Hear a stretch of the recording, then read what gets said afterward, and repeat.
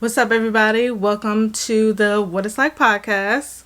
I'm your new favorite host, Cherry, and today I want to talk about discernment. So, some of you may have seen this. There's a person going viral on the internet right now, probably a few people now that is going around, and they're talking about their experience with crossing into the Divine Nine. If you don't know what the Divine Nine is, it's basically the black sororities and fraternities that you would typically see at an HBCU. Like Deltas, Qs, AKAs, Alphas, Kappas, the niggas that shimmy. Those people. So the story goes, this young woman was crossing and going through the process. And along the way, she felt like they were worshiping Greek gods and goddesses, and it didn't sit right with her spirit. It felt demonic to her. And as a Christian, she could no longer be a part of it. Now, I am not in the Divine Nine. However, I am very close to people who are in these organizations, including my father and my sister, both of which consider themselves to be Christians as well. And at no point did they waver in their faith because of these organizations. But I feel like that's because they knew who they were. And to me, a huge part of having discernment is knowing who you are. When I think of discernment, I think about that inner voice that tells you, like, not to do something. Like, somebody asks you to go somewhere and you get this feeling like, I better not go to that. Like, that kind of voice. Or that feeling you have of either excitement or fear when you're approached with a new experience. If something, you hear people say, that just don't feel right. I feel like I shouldn't be doing that. Or they just instantly say yes and they're like really confident in that decision. I feel like that is like that inner voice, that inner feeling that is your discernment, a part of your discernment.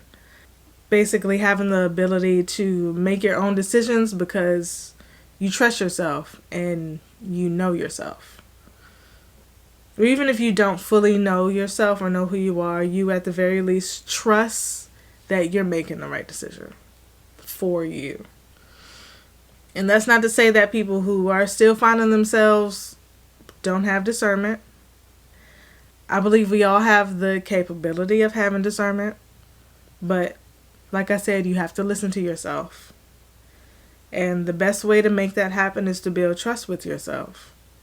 And you can start building trust with yourself by simply saying you're going to do something and following through with it. It doesn't have to be something grand or like a huge life goal. That might be too much. Like too much pressure on yourself if you're just starting out, like working on trusting yourself and building that trust with yourself. It can be something as small as washing the dishes. You wake up and you're like, okay, I'm gonna wash the dishes today. I don't think that means you have to do it right then and there, but at some point during that day, you should wash the dishes because you said you were gonna wash the dishes. Or washing your makeup off every night. Or making sure you eat more than once a day. Or calling your mom once a week. I'm talking to myself now. But the point is, you make a decision, you make a choice to do something, and you do it. And if you start doing that, you'll start being more comfortable listening to that feeling that you get telling you hell yes or hell no when it comes to making decisions for yourself. Another way to help build discernment is by taking the time to know yourself. Go to what you're drawn to. What are you consuming? Are you being influenced or are you being drawn to it? There is a difference. You can be, for example, you can be interested in something and maybe watch a YouTube video about it. Then more videos pop up about it, but all you needed was that one video, you good. You can move on to something else. You're not being influenced by the algorithm to continue to indulge in that content. You got what you needed. You can move on. In a few days, it'll change and you'll be fine. Or you can be influenced and whatever you watched, you now start to adopt it in your own life and in your own beliefs. And now it's impacting the way that you move and the way that you think. And essentially, you're easily manipulated or easily swayed in one direction or the other because you don't know yourself. You don't know what you stand on. You don't know what you believe in. You don't know who you are, basically. So it's a good idea to start paying attention to your responses to the things that you're consuming. Think about how you may or may not be impacted by it. Is it something that aligns with who you are or who you want to be or where you want to be? If it is, then you're another step closer to knowing who you are and another step closer to trusting yourself. This is another thing that is simple, but it's not as easy as it sounds.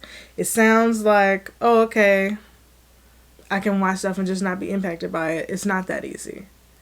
It's a simple concept, not as easy to execute. Because to some degree, we're all being influenced by something. But it's up to us individually to determine if what is influencing us is really who we are.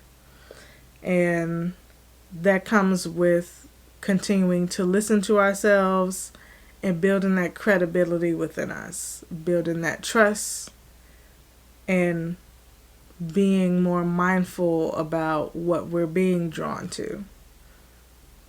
So yeah, those are my thoughts on discernment.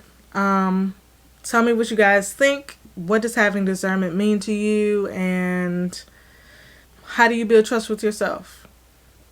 You can let me know in the comments. And if you enjoyed this video, go ahead and like it and subscribe to my channel. Share with your friends. So just to get us in the algorithm so we can continue to reach other people and we can all help each other out. I appreciate you guys watching this video and I'll see you next time. This is what it's like.